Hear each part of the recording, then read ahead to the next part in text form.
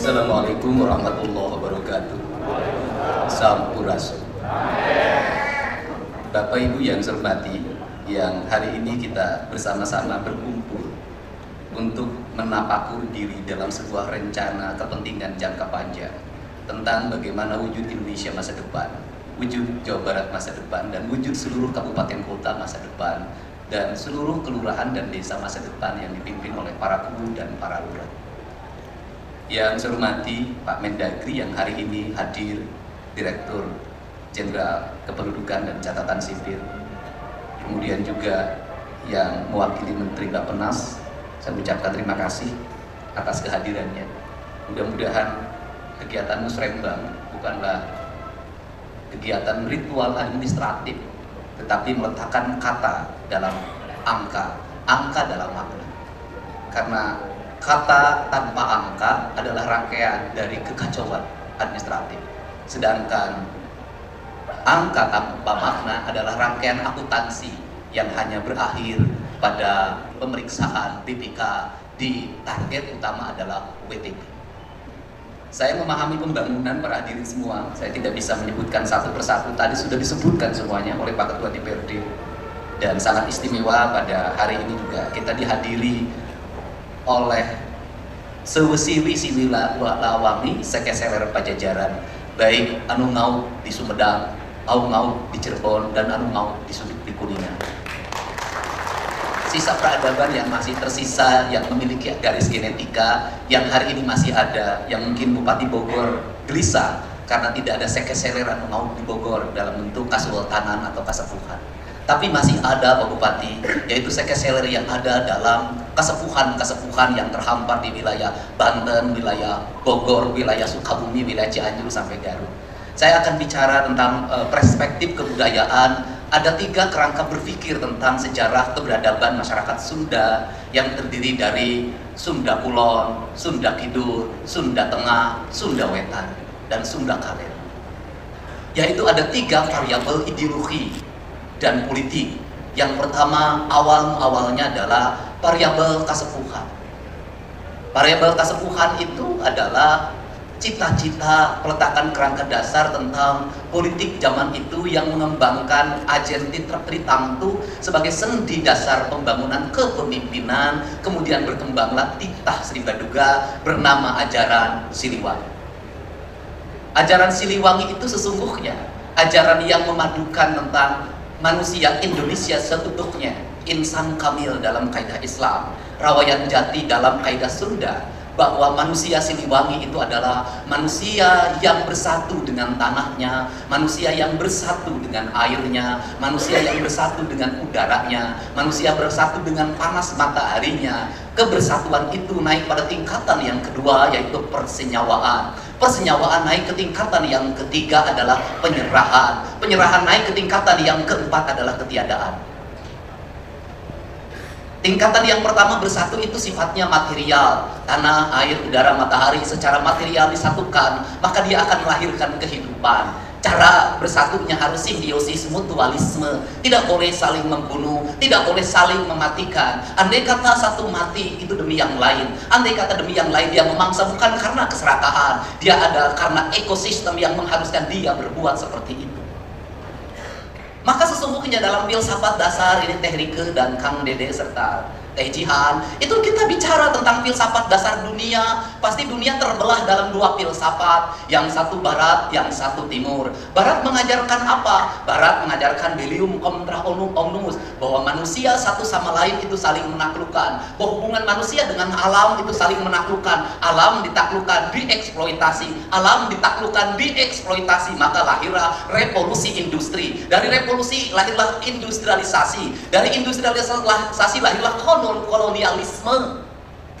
Dari kolonialisme lahirlah kemerdekaan. Dari kemerdekaan lahir lagi revolusi industri kedua. Lahir ke revolusi kedua kapitalisasi yang berbungkus kesejahteraan dengan model pendekatan orang kaya boleh terus kaya, tapi syaratnya dia harus bayar pajak yang tinggi. Negara memungut pajaknya dikontrol oleh demokrasi dengan trias politika. Trias politika membagi kekuasaan antara legislatif, eksekutif, dan yudikatif. Tujuannya adalah kemakmuran. Maka pajak itu harus melahirkan sistem negara yang menjamin orang miskin punya rumah, orang miskin punya sekolah, orang miskin punya harapan masa depan, ada jaminan kesehatannya. Orang miskin punya jaminan hari tua. Meski dia nganggur, negara tetap menggajinya. Gaji ini diperoleh dari siapa? Dari kaum kapitalis yang membayar pajak dengan mahal pada negara. Negara mendistribusikan untuk melindungi mereka dari cengkraman kapitalisme itu.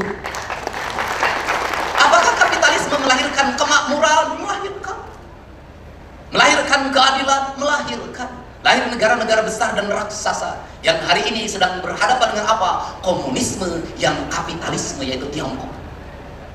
Nah, kemudian di wilayah timur dia berkata pada apa? Kita dengan alam tidak bermusuhan. Kita dengan alam adalah saudara. Kita tidak mungkin bermusuhan dengan tanah karena kita dari tanah. Kita tidak mungkin bermusuhan dengan air karena kita dari air. Kita tidak mungkin bermusuhan dengan udara, menaklukkan udara karena kita dari udara. Kita tidak mungkin menaklukkan matahari karena kita bagian dari matahari itu sendiri. Maka dia adalah persenyawaan. Seluruh persenyawaan itu masuklah nilai yang namanya roh. Roh itu mengajarkan rububiyah. Rububiyah itu mengajarkan penghambaan.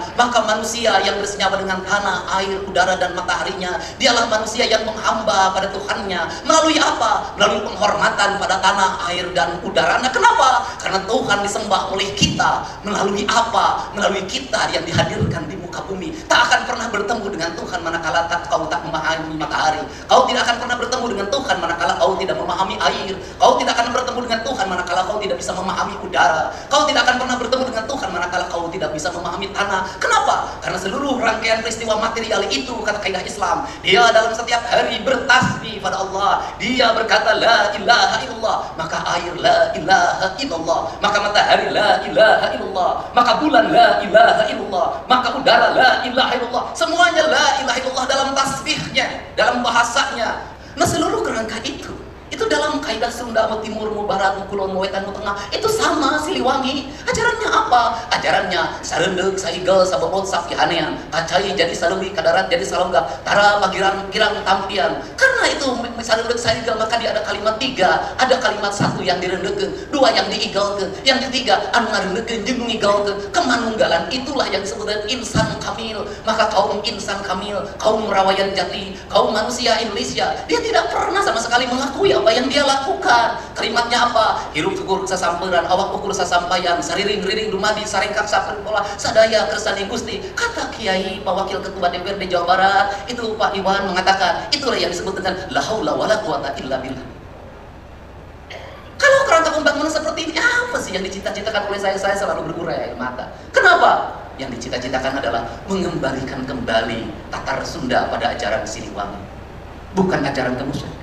Mengembalikan kembali Tatar Sunda pada ajaran titah penciptaannya, bahwa dia adalah segenggam tanah yang tercipta saat Allah sedang tersenyum. Maka mengembalikan kembali pada ekosistem. Dalam pembangunan modern, mengembalikan tanah Sunda pada go green. Yang ada cuman beda, yang satu berdasarkan keyakinan, yang satu berdasarkan proyek. Go green itu proyek.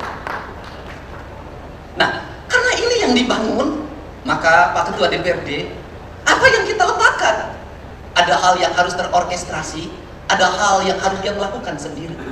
Kenapa? Kalau saya bongkar bangunan di pinggir sungai, kebayang kalau saya diskusi dulu sama DPRD, tidak akan pernah terbongkar. Karena DPR ada konstituennya di situ, ada partai A, partai B, partai C, diskusinya tidak akan berhari-hari. Nanti aspirasi berkembang, bangunan tidak dibongkar, ribut tidak berhenti. Maka itu saya pilih, saya bongkar sendiri. Kenapa? Agar Bapak tidak cacat, agar Bapak tidak pusing menghadapi konstituen. Ketika konstituen bertanya ke Bapak, kenapa tempat warung saya dibongkar? Kenapa rumah yang berpuluh-puluh tahun dibongkar? Bapak coba mengatakan, Bupati nanti bisa, Gubernur nanti bisa dicari jentuh benang diurus saya ganti di Bapak bersih. Bapak bersih. Tetapi ada hal yang harus terorkestrasi. Apa itu? Anggaran Pak terorkestrasi. Ada perencanaannya, ada PPK-nya, ada KPA-nya, ada auditnya, kemudian ada anggaran yang tidak terkonsentrasi. Apa? Kemarin Pak, apa itu? Pergeseran anggaran. Kenapa? Karena saya diberi otoritas oleh Pak Mendagri Pak. Pak Didi lakukan percepatan, bikin rencana yang cepat. Kenapa? Karena Pak Didi harus menyongsong perubahan dengan cepat. Ada. Tetapi nanti ada lagi yang dibicarakan secara bersama. Ada Pak, nanti perubahan anggaran Pak. Nanti APBD tahun 2006 Pak, itu akan saya lakukan lagi Pak. Kenapa? Karena kalau saya bergerak, saya tidak pernah berpikir anggaran Pak. Yang penting harus berjalan, yang penting harus terlaksana. Duit mah nuturkeun, rezeki mah nuturkeun. Karena saya punya keyakinan, memimpin tidak harus selalu ada duit. Kenapa? Para raja dulu tidak menyusun APBD. POC itu membangun gedung negara di Cirebon ini, tidak ada itu persetujuan DPR-nya. Bagus Pak. Yang ada persetujuan DPR-nya kita sudah beberapa kali SDG runtuh Pak. Kenapa itu terjadi? Karena kita kolaborasi hanya dimaknai oleh berkumpul bersama untuk memutuskan, bukan rasa dan cinta. Kolaborasi itu tidak harus mesti dimaknai bahwa kita rapat. Kolaborasi harus tidak dimaknai bahwa kita ini berkumpul membahas pleno 1, pleno 2, pleno 3. Kolaborasi adalah ketika ada tindakan darurat untuk kemanusiaan, untuk keadilan, untuk rakyat, maka semua berkolaborasi dengan apa? Minimal mendoakan, atau minimal diam, atau kalau mau ngomong silahkan ngomong sepuas hati Anda. Kenapa? Itu perlu pemerintah perlu otak kritik. Saya selama ini dikritik tidak pernah habis. Dan yang paling menarik adalah di Cirebon. Ada orang yang marah sama saya, jalan di Cirebon goreng, gubernurna lain bapak aing tapi bapak terek. Saya katakan jadi gubernur berdua bulan. Terus ketika dicek jalannya jalan kabupaten, kunaon jalan kabupaten ngama ka aing ari sia, kunaon teu ngama kabupaten, kan menjadi aneh. Kenapa? Otokritik boleh, tapi harus logis. Perbanyaklah kritik pada saya. Pada apa? Gubernur banyak menghamur-hamurkan uang, gubernur banyak jalan-jalan ke luar negeri, gubernur lebih banyak menghabiskan kegiatan di Jakarta, di mana-mana. Gubernur tidak ngurus yang sakit, gubernur tidak ngurus sungai yang kotor, gubernur tidak ngurus tawuran, gubernur tidak ngurus anak mabok, gubernur tidak ngurus anak yang setiap hari minum minuman keras, gubernur tidak ngurus anak yang tidurnya rata-rata jam 4 karena setiap malam nonton game online Mobile Legend. Kritik pada saya, gubernur gawe, duitnya dihamur-hamurkan, anggarannya habis untuk bajunya sendiri, perjalanan dinasnya sendiri, nginep di hotel, dari hotel ke hotel. Kritik saya. Bukan dibalik, ketika gubernurnya jalan-jalan ke luar negeri terus, duitnya dihabisin tidak jelas, itu pernah dikritik, ayo mau digawe dikritik. Kenapa saya keras menghadapi? Karena tidak objektif Pak. Anggaran saya sudah diturunkan, apapun saya iritkan, mobil saya cukup 3, bensin kadang bayar sendiri. Kenapa? Saya ingin berbuat yang terbaik pada rakyat Jawa Barat, bukan sekedar politik. Ini cita-cita saya sejak lahir, sebagai siwi-siwi, sebagai seket-seket Pajajaran. Aing hayang ninggali Sunda nganjer di lembur masyarakat.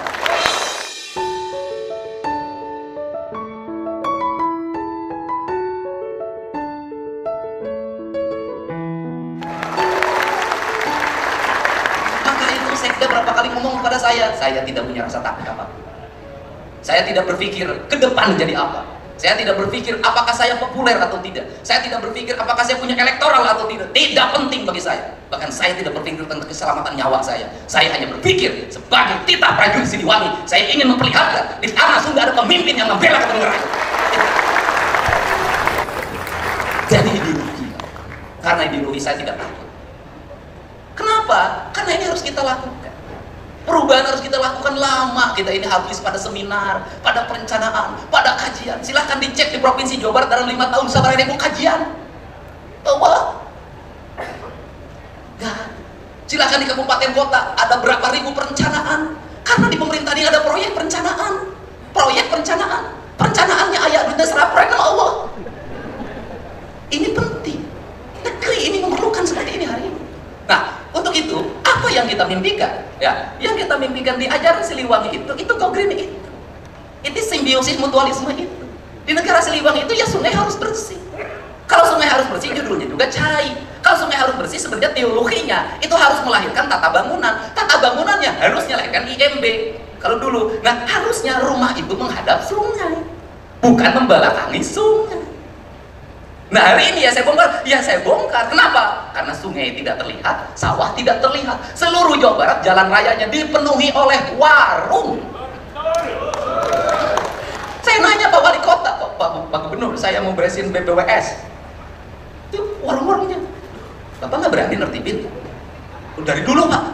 Ya saya tahu dari dulu. Saya nanya, Bapak berani nertibin nggak? Dia mengatakan tidak berani. Ayo wali kota wetu wani kok mau lurah. Ini fakta. Nah, kalau seperti itu apakah saya akan membiarkan? Tidak. Saya akan datengin Pak. Saya akan ajak bicara. Kita kembali pada hak dan kewajiban. Itu milik negara. Kembalikan hak negara pada negaranya. Kenapa? Negara untuk kepentingan rakyat, bukan untuk kepentingan perorangan. Di Indonesia itu, di Sunda itu harus dimulai dengan berani. Kenapa? Kalau tidak mulai, orang Sunda mah turut munding. Orang Cirebon juga sama, ada Sunda kene. Cuma ada 3 variabel kebudayaan di Cirebon. Ada Sunda Cirebon, ada Sunda asalnya dari Priangan, kemudian ada Jawanya Jawa Cirebonan yang dipengaruhi oleh kebudayaan dari Jawa Tengah. Saya paham itu. Nah, kenapa turut munding? Loh, orang Sunda itu kalau sudah dimulai beres, Pak, nanti juga ngomong kabeh cek aing. Nanti ada teman kita yang sahabat kita nanti ngomong, tadi babaturan aing, wanion, diajar silat nanti aing, orang Sunda. Orang Sunda, kemudian orang Sunda begitu karakternya, tuh turut mending nanti rame, dan itu bisa. Dan hari ini ketika mulai, siapa yang melakukan pembelaan terhadap kebijakan Provinsi Jawa Barat, kebijakan kabupaten kota yang beripada rakyat, Pak? Melakukan pembelaannya pada apa? Dengan memberikan komentar dukungan melalui jejaring sosial. Dan itu demokrasi terbuka Pak, dan itu partisipasi publik. Siapa yang melawan arus media sosial, yang itu mendukung kebijakan pembangunan, sesungguhnya dia sedang berhadapan dengan rakyat yang memilihnya sendiri. Nah, kalau seperti itu kita harus merangkap pada apa? Pada nilai, value. Pembangunannya bagaimana? Dimulai dari reboisasi hutan Pak. Kenapa? Sumber mata air. Kenapa? Ini masa depan Pak.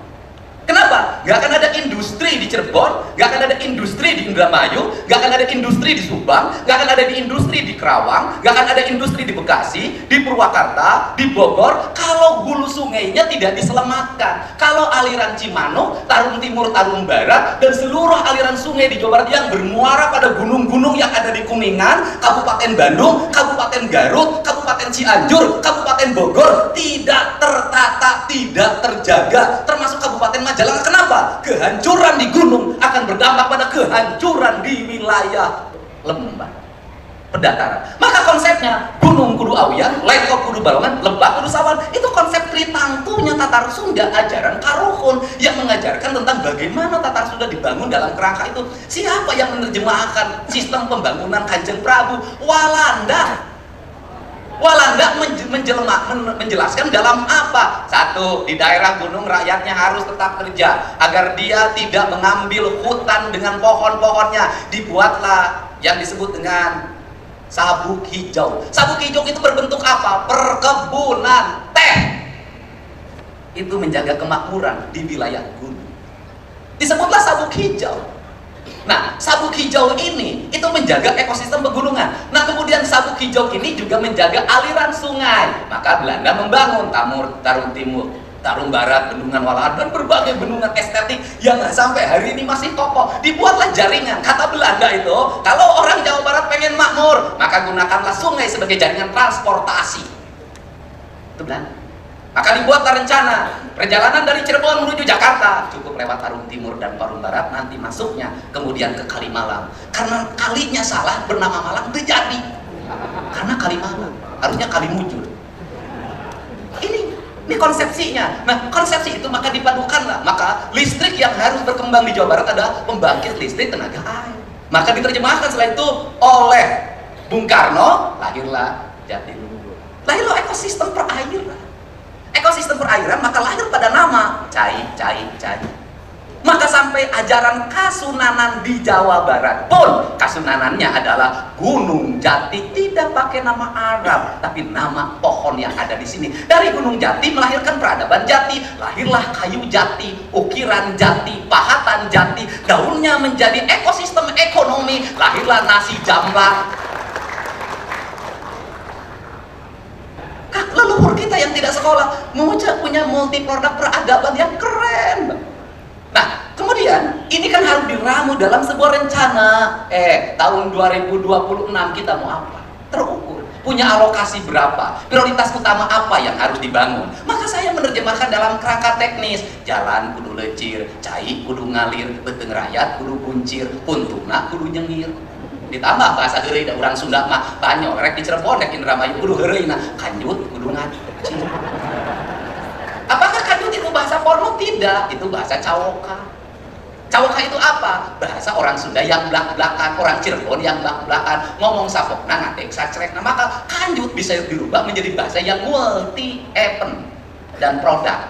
Satu, ketika kanjut dipakai tempat uang jadilah kanjut kunang. Hidup kanjut.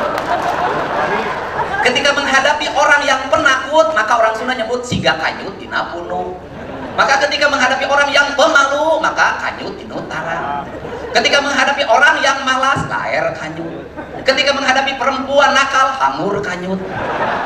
Ketika menghadapi wanita hamil, weureu ku kanyut. Sederhana. Makanya orang Priangan yang Cianjur jangan ngukur gayanya Cirebon, gak boleh. Kenapa? Beda. Di Subang aja ada Subang Kasomalang, ada Subang Pamanung, kan beda gaya. Tapi rasa sama. Nah, di sini ini dulu satu, infrastruktur jalan harus terkoneksi. Infrastrukturnya apa? Satu, jalan tol pemerintah pusat. Nanti juga ada investasi provinsi, ada investasi pemerintah kabupaten kota. Dan harapan saya ke depan, itu jalan tol itu adalah menjadi jalannya investasi, bukan orang lain yang punya. Harapan saya kita yang punya. Kenapa? Orang lewat di jalan itu makin lama pendapatannya masuk lagi daerah.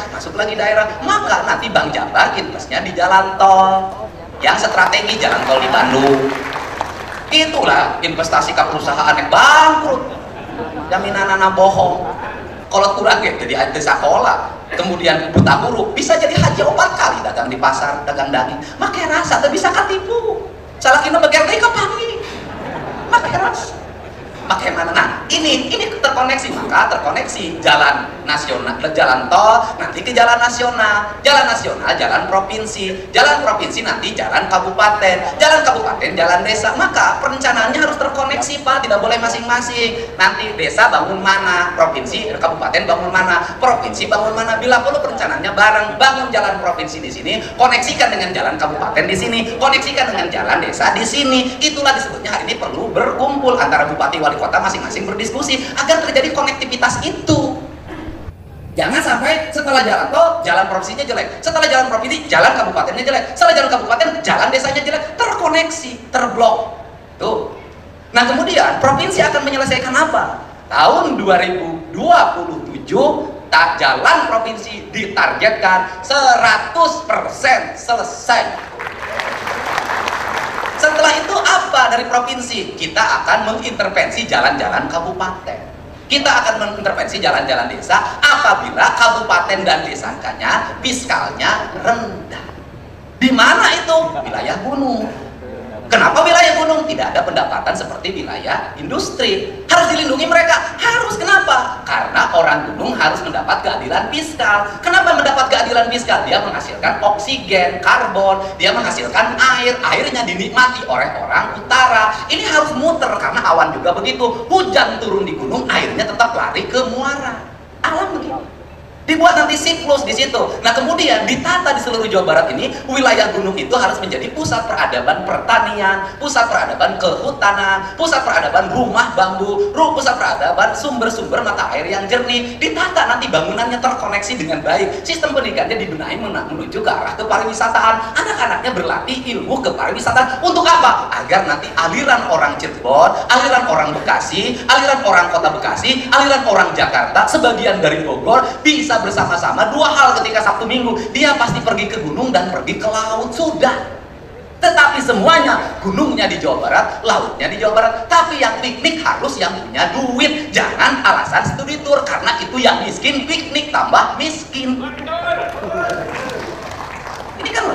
Nah, setelah jalan nanti kita koneksikan lagi, air mengalir, maka irigasi harus tertata. Makanya harus tertata. Saya kemarin ngomong sama kepala PSDA, curhat ke saya. Selama ini saya jadi kepala PSDA belum pernah dapat alokasi anggaran provinsi, rata-rata pakai DAK. Saya hanya anggaran rutin saja. Nah, hari ini baru dapat alokasi hampir 200 miliar dari provinsi. Nanti terintegrasi. Nah, kemudian seluruh daerah aliran sungai dan jalan yang ditata ini harus mengarah pada yang berikutnya, estetika.